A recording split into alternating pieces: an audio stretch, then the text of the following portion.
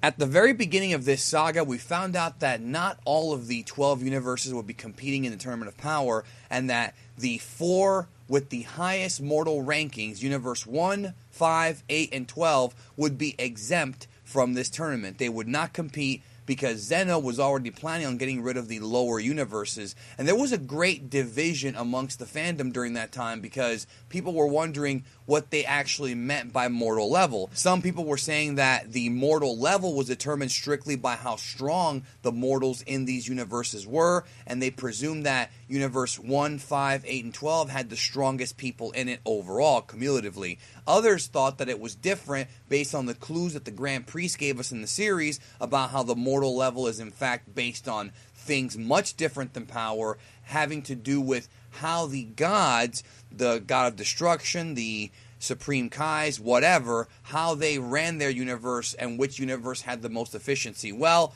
thanks to a recent scan from Yanko Productions and a translation from Ken Zyro, we now have more insight on the other 4 universes and what the mortal levels actually mean and how it is determined that these universes were, well, left out of the tournament and will not be erased no matter what the outcome of this arc is. So this new scan here provides more insight as to what actually makes these universes higher ranked, because it seems to me like there are guidelines that were put in place by either Zeno, the Grand Priest, or somebody else that hasn't been introduced yet. I mean, who really knows the backstory here? Maybe we'll know one day. But there are guidelines put into place that the gods of each respective universe need to follow to get their mortal ranking up high. So when we dig into this stuff, it says right here, these universes hold the highest 4 mortal level ranks, so they are exempt from fighting in the Tournament of Power. On the other hand, our universe, 7, is ranked 11 with the second lowest mortal level.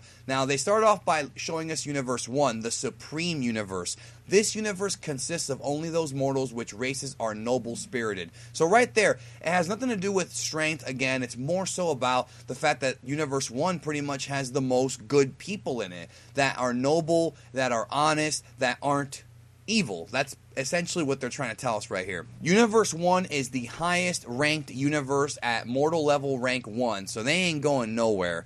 Going down here, we get to Universe 5, which is referred to as the Balanced Universe, mortal level rank 3. This universe values harmony and deeply investigates their destruction targets. They also seek the possibilities the world has to offer. So what that essentially means is that the god of destruction, Hakaishin Arak, is not like Beerus, where he'll just blow up a planet when he gets mad or when he gets bad food or any of that stuff. With Universe 5, before they choose to destroy a target, whether it be a planet or a star that needs to be destroyed to maintain the balance of the universe, they deeply investigate to make sure whether or not it's worth it. So this universe takes extra time and care in their destruction to ensure that it is a worthy destruction. So Hakaishin Arak seems to be the most chill and the most, I suppose you can say, responsible god of destruction. Now moving down, we get to Universe 8, mortal rank 4, the Diligent Universe. This universe does everything with proper planning. They are very strict and destroy everything that could possibly lower their level. So without going into anything political, it appears like this universe is much more of a Malcolm X type universe versus an MLK type universe,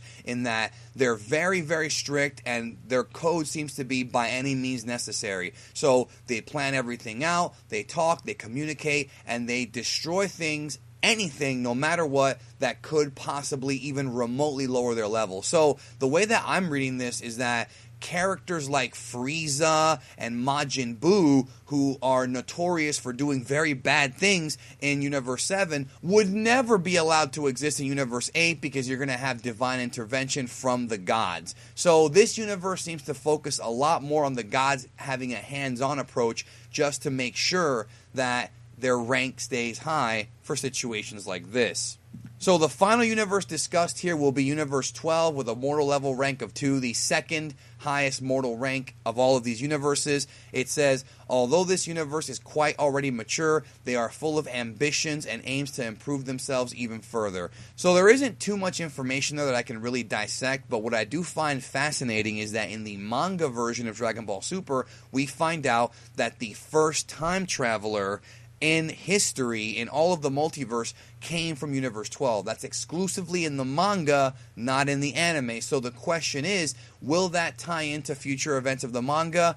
And or will they put that in the anime? Because remember, time travel is strictly forbidden by the God hierarchy. You are not allowed to travel through time if you are a mortal, and we know that Universe 12 has the first time machine ever built in it. That's what they said in the manga. So the question is, what's going to happen if Zeno-sama or the Grand Priest find out that Universe 12 has a mortal that already experimented in time travel? Is that going to lower their mortal level rank? I think it will, and I think that would make a great storyline in the future of Dragon Ball Super if they choose to explore it, and if they decide to put it into the anime. Maybe it'll be a manga exclusive thing, but that sort of tells me that mortals in these universes do bad things and the gods aren't even aware of it. So the rank may actually be a fallacy, and some of these universes might actually have darker undertones than we really know. But that's what I have for you today, an explanation of the 4 top universes in Dragon Ball. I do believe in the future we are going to absolutely see these universes. If Dragon Ball Super continues and keeps being successful and they do another Tournament of Power, I could totally see these 4 competing in that future Tournament of Power if they decide to go that route. They might not. The future right now is unwritten. I'm sure we'll find out very soon. Thank you again for watching the video. It means so much to me, like I always say. Remember to like the video, share it out, and subscribe. It means a lot to me if you do that as well. And I hope that I entertained you. And if you like this video, check out these as well.